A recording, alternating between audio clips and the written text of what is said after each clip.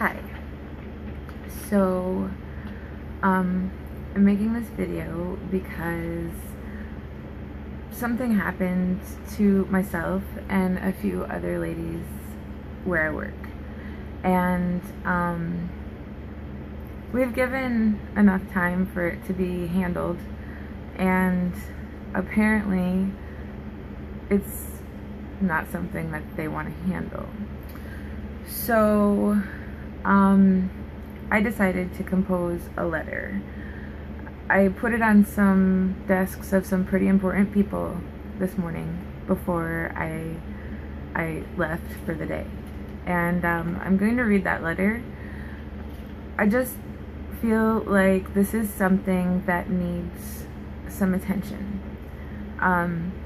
It's 2017, and we shouldn't have to be hearing things like this or dealing with things like this, or, you know, we're supposed to be like human equal rights, and I don't know. I feel pretty passionately about this for my own personal reasons, and I feel like this is something that I need to stand up for. So with that being said, because I put this letter on the desks of some pretty important people, I'm gonna give them, you know, a little bit of time to kind of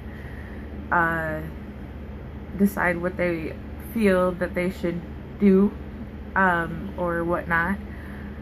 This is a battle that I feel is kind of bigger than myself, but I have support, and what's right is right and what's wrong is wrong. So with that being said, again, I'm going to read the letter. On June 28th, myself along with a group of female co-workers were pulled away from our work areas 6 hours into our shift and called to a meeting in front of our boss's office. We were then singled out and lined up to determine whether or not we were in dress code guidelines. Our boss picked out the women that he determined was a distraction. Even though all of us who were sent home were well within the guidelines. A few ladies were offered to go home and come back after they changed. The rest of us were declined that offer after we protested the situation. We were told to come back tomorrow with the right pants on and a better attitude, because he had already clocked us out. I can't speak for the other women, but I can tell you that I felt shamed, humiliated, and violated as we were led from one end of the shop pretty much to the other. During this time,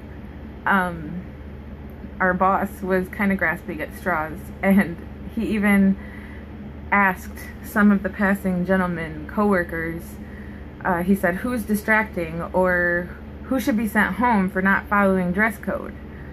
This was even after a female union steward told him to stop, and that he was handling how he was handling the situation was wrong, and that she would not be picking out people to be sent home. We were told, I don't want to hear it, and no, because I said so. When asked if we could finish our shift and at least just take a write-up.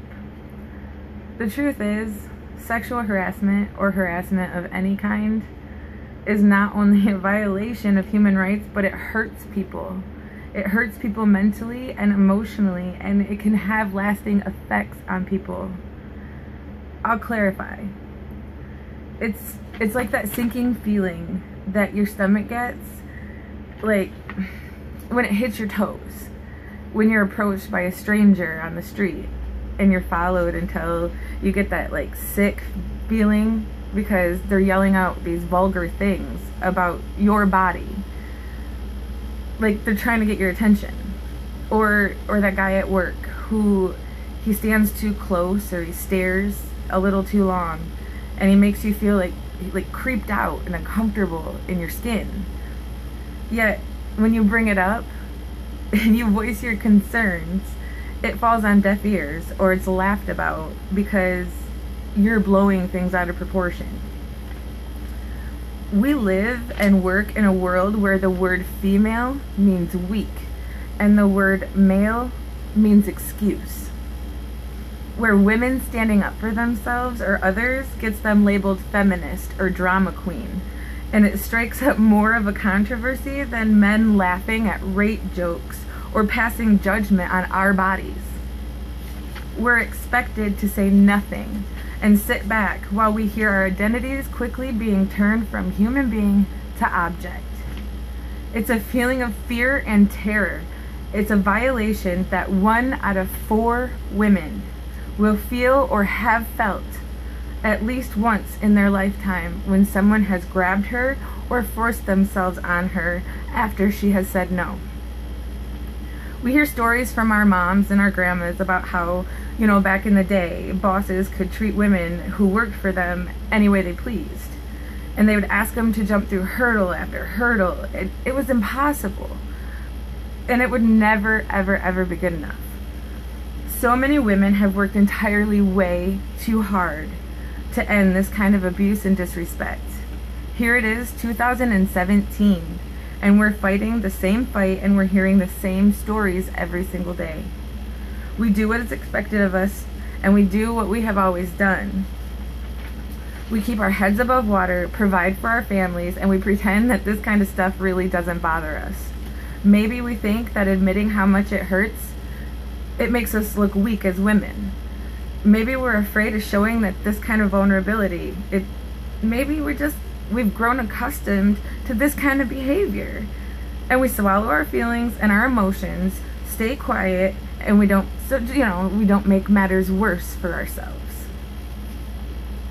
We have seen so many times that people don't take our word over his, or how little as women we are taken seriously. It has been almost a month since this happened. On June 29th, when a few of us had a meeting with the union, this is the day after the incident happened. We asked for the time that we lost in pay, the hours that we lost for being sent home, and an apology. We have no answers. They want us to come find them for answers. Like, we have to say, hey, something gonna be done? We have not gotten paid for the hours that we were docked, and we have no hours. Nothing close to any kind of an apology from him or anyone. And it seems to be that this is being treated as if it was just another issue to be ignored or swept under the rug per se. As if our outrage is overblown and unwarranted. Like this is some kind of normal everyday thing. Let's be clear. Sexual harassment or harassment of any kind, it's not normal. Being made to feel unsafe or uncomfortable is not normal. Having to work in a hostile work environment or be subject to retaliation, it's not normal. It's disrespectful and it is intolerable. Something needs to be done and someone needs to be held accountable. So, as you can tell, I'm kind of passionate about this kind of thing. That's because I am one of those 4 women. I am a rape survivor. You don't know what people have gone through in their life. You don't know how it affects them as an adult or as a person. So your behavior and how you treat people, it's important. And you really need to think about what you're doing and how you speak to people. It's just something that I feel that as a woman, as a mother of daughters, this is something I need to stand up for. And I really hope that the company that I work for and these people really do the right thing. Thank you.